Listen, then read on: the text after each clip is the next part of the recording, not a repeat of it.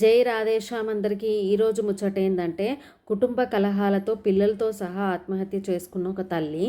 మనకి ఎన్ని సమస్యలైనా ఉండొచ్చు, ఆ సమస్యలతో కలిసి పోరాడాలి కానీ ఇటువంటి నిర్ణయం తీసుకోవడం చాలా తప్పని నేను అంటాను. ఎందుకు అంటే మనం పిల్లలను కనడం వరకే వాళ్ళని మంచి పెద్ద చేసి చదివించి బాధ్యతగా మనం చూసుకోవాలి. అంతేకాని వాళ్ళని చంపే రైట్ అయితే మనకు అస్సలు లేదు.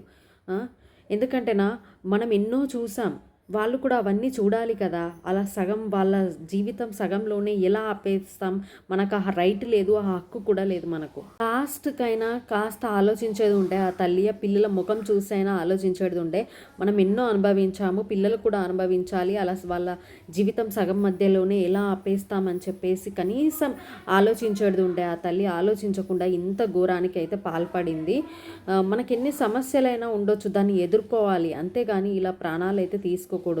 ప్లీజ్ అండి, దయచేసి ఇలాంటి ఆలోచించే తల్లిదండ్రులకు నేను చెప్పదలుచుకున్నది ఒక్కటే. ఏంటో అనుకుంటున్నారా?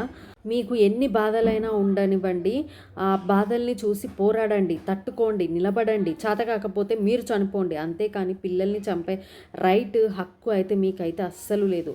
ప్రతి సమస్యకి చావే దిక్కు అని చెప్పి ఆలోచించే ప్రతి ఒక్క తల్లిదండ్రులకు నేను చెప్పదలుచుకున్నది ఒకటేనండి. చచ్చేంత ధైర్యం ఉంది మీకు, అదే ధైర్యాన్ని మీరు బ్రతికి చూపించండి. అన్నిటికీ చావే పరిష్కారం కాదు.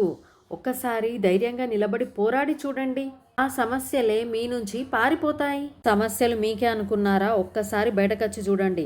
సమస్యలతో పోరాడి ధైర్యంగా నిలబడ్డ వాళ్ళు ఎంతోమంది ఉన్నారు ఈ లోకంలో. అలాంటిది నువ్వు ఇలా చేయడం, నీ పిల్లలతో సహా ఇలా చేయడం చాలా తప్పు అనిపించింది నాకైతే. మీరేమంటారు? ఖచ్చితంగా ఈ వీడియోని షేర్ చేసి, లైక్ చేసి మన ఛానల్ని అయితే సబ్స్క్రైబ్ చేయండి. ఖచ్చితంగా కామెంట్ చేయండి.